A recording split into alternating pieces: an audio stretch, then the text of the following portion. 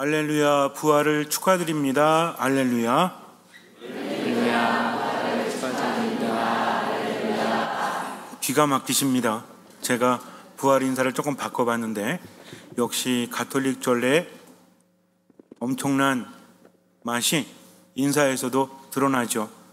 할렐루야, 하느님을 찬미하여라. 주님께서 부활하셨다 라고 인사했더니 여러분도 저랑 똑같이 할렐루야 하고 인사하셨습니다. 전례 안에서 우리가 하나 되어서 하느님을 만날 수 있는 거죠. 가톨릭 전례는 형식적인 것이 아니라 형식 안에서 일치하는 것입니다. 그렇기 때문에 전례는 거룩해야 돼요. 전례는 아름다워야 합니다. 그러나 아름다우려고 능력도 안 되는데 자꾸만 노력만 한다면 그건 안 되겠죠. 뭐가 못 쫓아가다가는 뱁새가 황새를 쫓아가다가는 가랭이가 찢어진다고 하죠. 뱁새는 어떻게 하면 돼요? 빨리 가면 돼. 그러니까 넓게 갈 필요가 없고 빨리 가면 되죠. 우리도 마찬가지입니다. 이 거룩한 전례를 위해서 그레고리 선법 미사와 떼제를 결합을 해서 여러분들 1부에서 말씀 묵상을 하셨죠. 2부에서 거룩한 미사를 봉헌하고 있습니다. 이 미사를 통해서 많은 은총을 받을 것이고 주님께서 함께 하실 테니까 두려워하지 마십시오. 막달라 여자 마리아와 또 한 여인이 예수님을 찾아갔죠. 그들은 아무것도 할 수가 없어요. 그동안 따랐던 예수님께서 죽으셨기 때문입니다. 말도 안 되는 일이 일어났죠. 그분은 나병 환자를 깨끗하게 하시고 죽은 사람마저 살리시는 분인데 그렇게 믿었던 그분이 허무하게 십자가 위에서 돌아가셨습니다.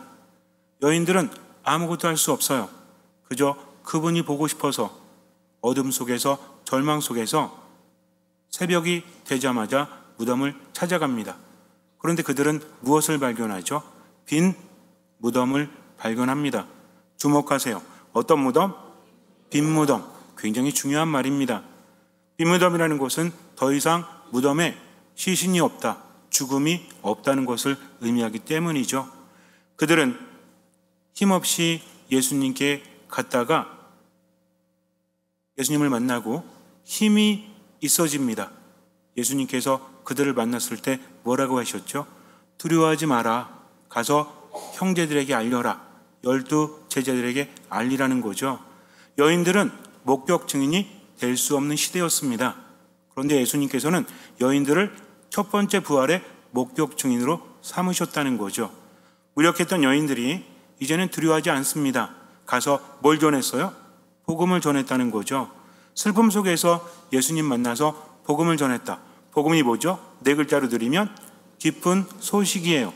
절망 속에 있던 그들이 이제는 기쁜 소식을 전하게 되었습니다. 무엇 때문에? 그분을 만났기 때문이죠. 무엇을 보았기 때문입니까?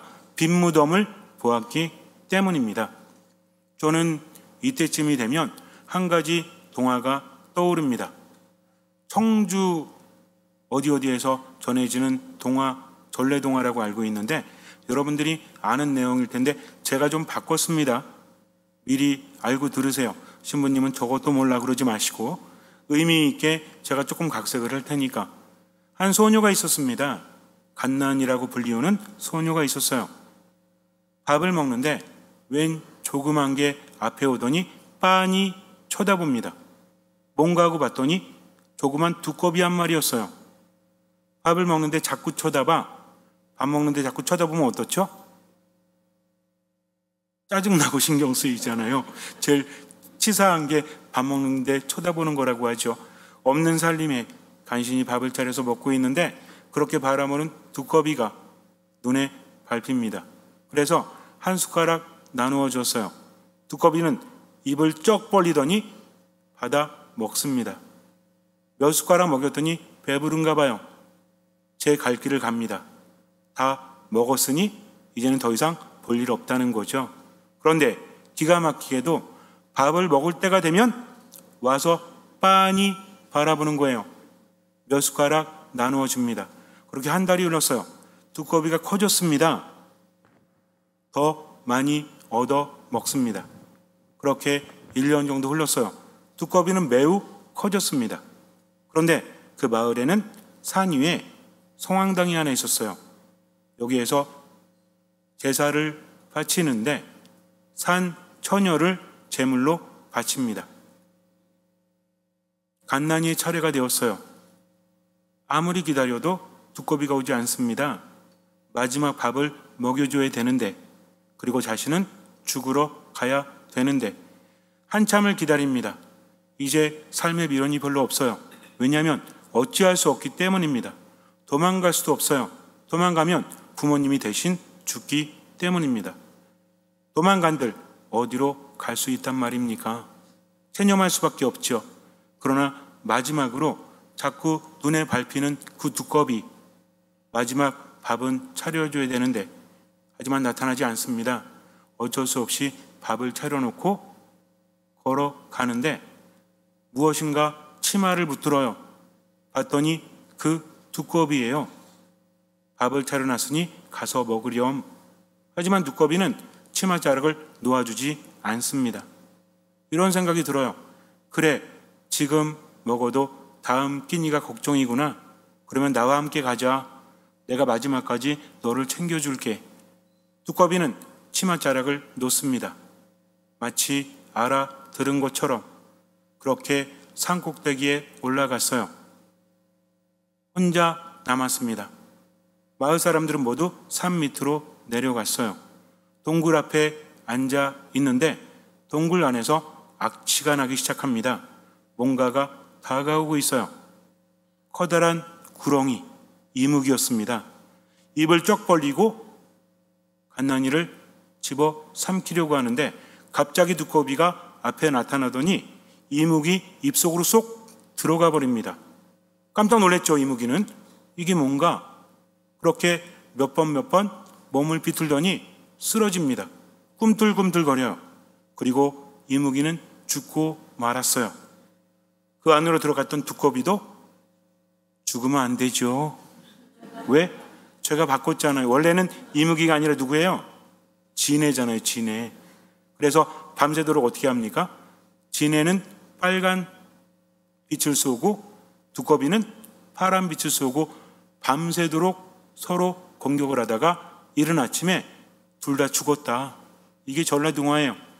근데 이렇게 하면 안 될 것 같아서 제가 바꿨습니다. 진해와 이묵이가 터치를 했어.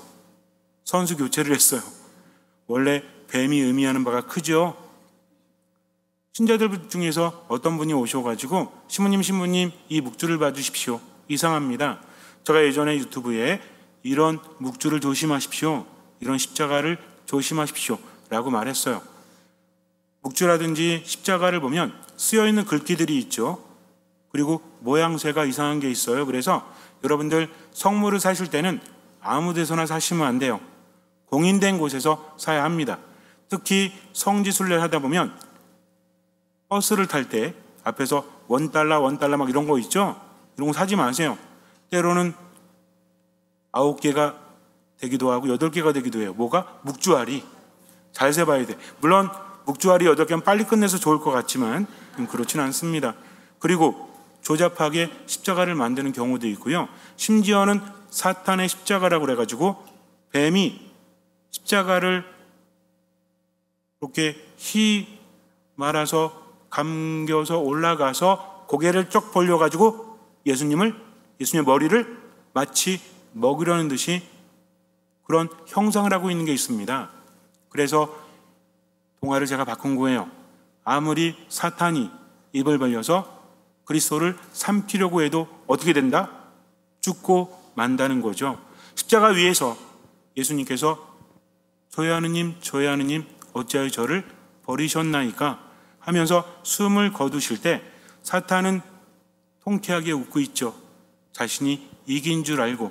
그런데 이긴 것이 아니었습니다.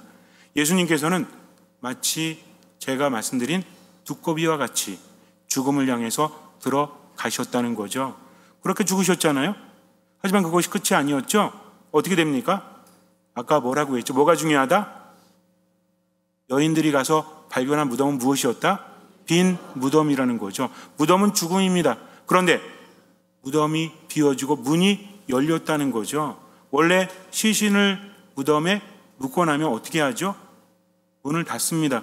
우리는 이런 문화가 아니죠. 우리는 어떤 문화예요? 산소 문화잖아요. 산소. 그래서 우리나라 같으면은 만약에 예수님께서 우리나라에서 구원하셨으면 부활하기가 좀 힘들지 않으셨을까라는 말도 안 되는 생각을 해보는데, 이스라엘에 가면 그렇지가 않아요. 깊은 곳에 무덤을 쓰고 거기에 돌로 거기를 닫아 놓습니다.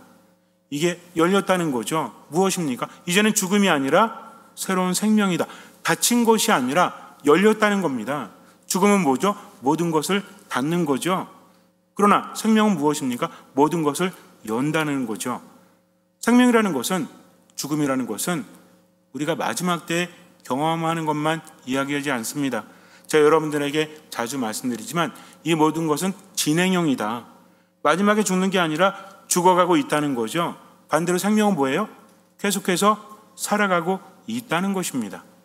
우리는 세상을 살면서 고통 속에서, 괴로움 속에서 절망으로 가는 게 아니라 희망으로 가는 거죠. 누구 때문에?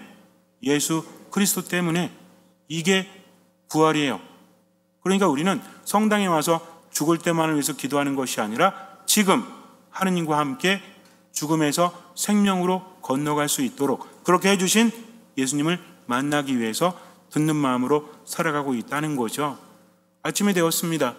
이무기는 배를 뒤집고 죽었어요. 갓난이는 슬피 웁니다.